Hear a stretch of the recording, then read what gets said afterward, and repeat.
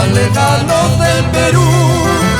El profesor es la luz de esperanza en los pueblos más lejanos del Perú. El profesor es la luz de esperanza, con sus enseñanzas llenas de amor, nutren al pueblo con su gran sapiencia.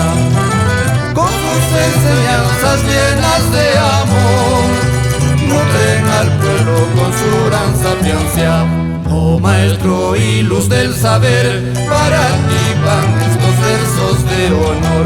Mi amigo y gran profesor, te doy mil gracias por tus enseñanzas.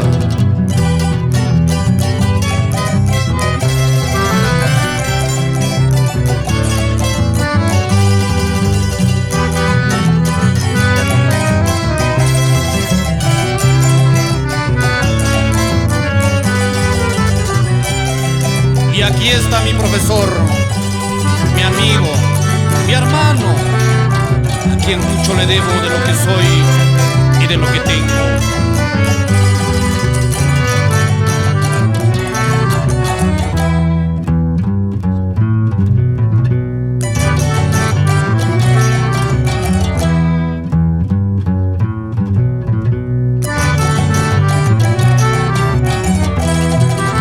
Tus alumnos, los pequeños del ayer, son ciudadanos que muestran tu ejemplo.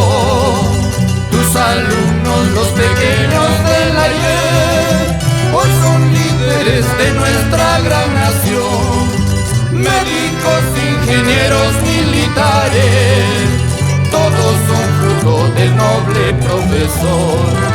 Abogados, alcaldes, congresistas, todos son fruto del noble profesor. Oh maestro y los del saber, para ti van estos versos de honor.